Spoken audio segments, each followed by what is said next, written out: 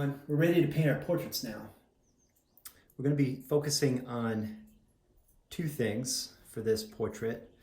The first is complementary mixing, and we're going to be focusing on layers and glazing a little bit, but the real focus is here on complementary mixing. You can see that this painting that I did as an example, I didn't use any colors other than red and green. This whole painting is made with reds and greens. Skin tones are neutral colors. So what you should do first before you get into the painting is experiment on some scrap paper with these complementary mixings and try to find the complementary pair that best approximates your skin tone. For me, I found that red and green got the color that was closest to my skin tone, so that's what I ended up using for the entire painting. I'm going to demonstrate that first. I've got my water for materials. I've got my water, big bucket of water. I've got my paints. I'm going to mix my colors here and the lid of the palette. I've got my brush, and I've got some paper towel. I'm going to start off with this red-green mix, so I get a little bit of the red. Mix it in the lid here.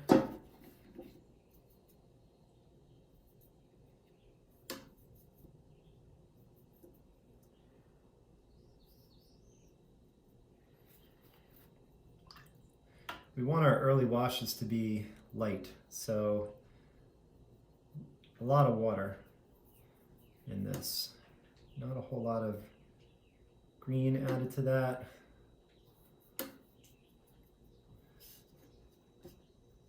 I test it out. If I don't like it, not enough water, I can always add a little bit more in, but that looks pretty good.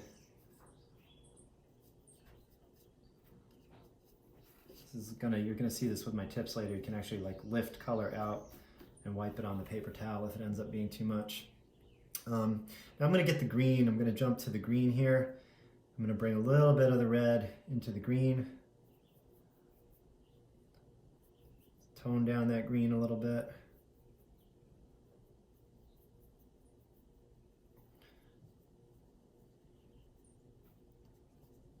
It's not as bright as the green if I took it straight out of the palette. And then my next goal is to try to get a color that's neutral. So it's neither really red or really green. I'm actually going to put a little bit more color in this just so you can see it's a little more saturated.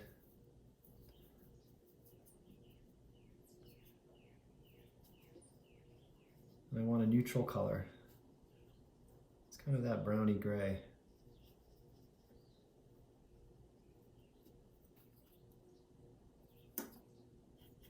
Make sure your brush is really cleaned out in between jumping from one color to the other. You can see I use the paper towel a lot to get rid of color. A little bit of the orange. Actually, I think I want to start with the orange first because the orange is more like a skin tone. So I'm going to get a little of this blue, add this to the orange. A little water in there. And you can see again, depending on the amount of color I have in my brush, pigment makes a lighter or darker value. So you see I add a little more violet and it makes the yellow a little bit more golden. I'm going to grab the purple, add a little yellow to that.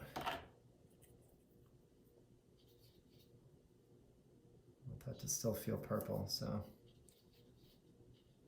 got a little bit more to it. Now I'm going to add some of this violet in with the yellow.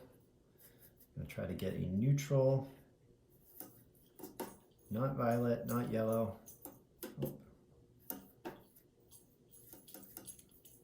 Add the darker color to the lighter color. So it doesn't look yellow, but it doesn't look violet either. That's a nice brown. Okay, so I walked away from my painting for a little bit to give this some time to dry. And it really helps to kind of touch the paper and make sure it's dry before you work on top of it with another color. Looking back at my sample, I made this entire painting out of red and green, mixing green into the red, red into the green to get the desaturated warmer colors for the skin tones, to get the toned down greens for the sweatshirt, the eye color. My eyes are blue, but I went with green because that's the next closest thing. And all the browns in the background were from mixing red and green together, including the hair. When you're looking at this is why I recommend practicing this before you get into your painting, because you'll look at the colors that you've created and think about which color comes closest to your natural skin tone. And then I would adopt that complementary pair for the entire painting. So I felt like my tone was a little bit closer to this color, so I ended up using the red and green for my painting. You might find that the yellow and violets give you colors that are closer to your skin tone, and so you should use those, or the blue and orange. I wanted to talk a little bit about layering and glazing, even though the complementary mixing really is the focus for this painting. Glazing can be used to warm up a color, it can be used to cool it down, it can be used to neutralize the color. With watercolor, it's unique to watercolor and maybe oil painting, in that the colors, when you use tempera or acrylic, it really blocks the color underneath. But with watercolor, the underneath color comes through the top layer and creates a more glowing kind of color effect. And skin is kind of like that too. So when you're painting skin, it's a way to achieve a more realistic, glowing tone to the skin. When you're glazing, you're layering colors. We layered the last time to darken the colors with value.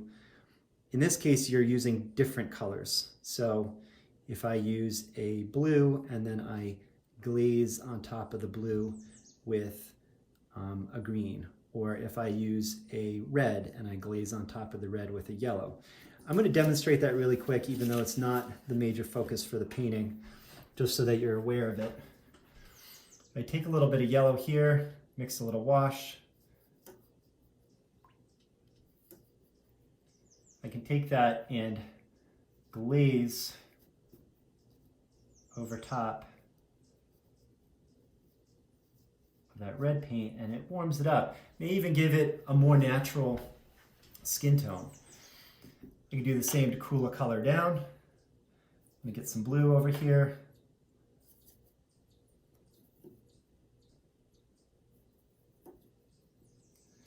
Shadows tend to be darker and cooler, so I could glaze over that green with a blue. And you want to do this very quickly over top. You don't want to spend too much time on it. You can also use glazing to cancel out a color. So if I wanted to make that orange a little bit less orange, I could do a light wash of blue over top, glaze that blue, and just tones it down a little bit. It's not as bright. I'm going to talk a little bit about the process for painting this painting.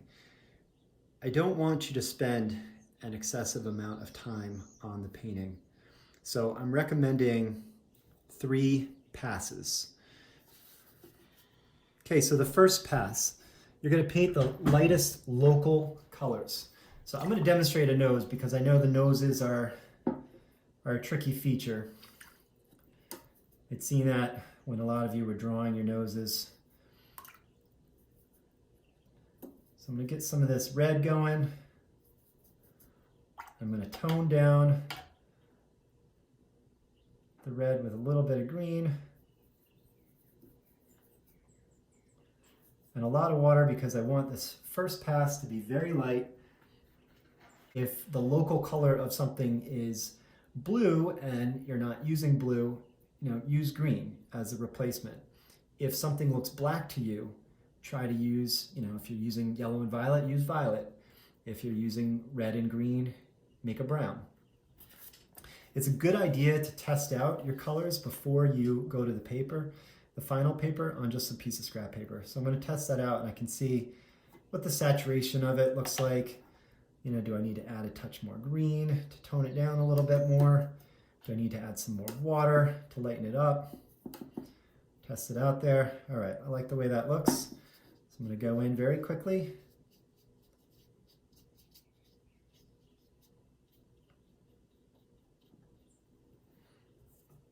When I painted this painting, I went in with the local color of the skin tone, the local color of the browns, local color of the green, a little bit of the local color for the green in the eyes.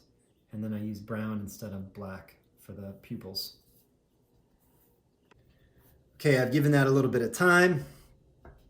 It's dried out. Should be a little bit less bumpy too after it's dried. And now I'm ready to make my second pass, which is slightly darker. The color's still being pretty light with this. You can see just how light this was. You want it to be, you really want to keep the value light and not push it too dark too quick. Also, if I had any white in this painting, I would leave the white of the paper as the white. Okay, so I'm going to mix this slightly darker color. Test it out. Most of this side of the face is actually in shadow, so I can push some of that down. A little bit of shadow under here, that part of the nose. That's it, another fast wash. Gonna let that dry, come back for the third pass. Okay, so the paint's dry,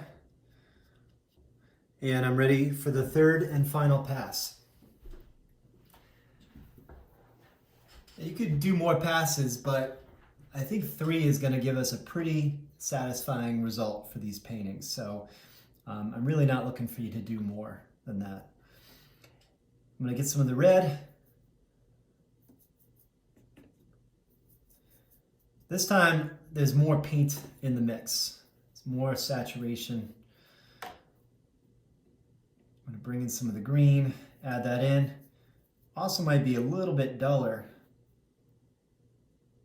I might have a little bit more green in it this time. Still kind of leaning towards red, but a little closer to that brown. Again, test it out, see what it looks like. And I might need a little bit more color.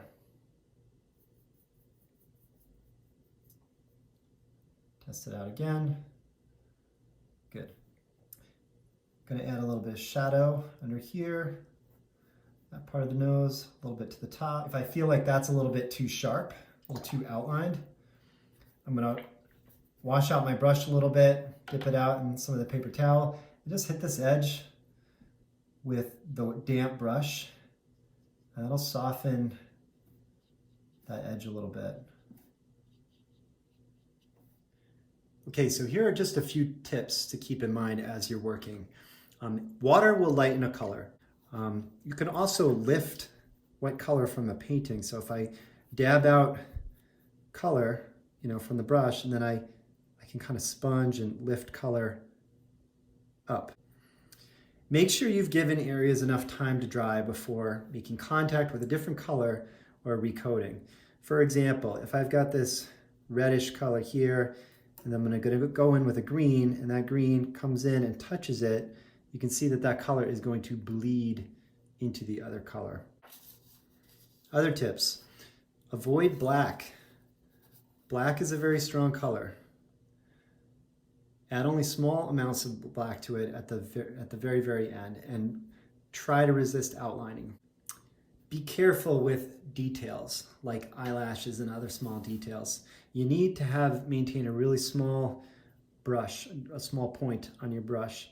And I use a technique called dry brushing too. So there's very little water in this mix right now, so that when I make a mark, see, I can get very fine lines. When you go to clean out your palette, a couple different options here. You can either pop this out and then take it to the sink and rinse it all out. Or you can go through and you can use a paper towel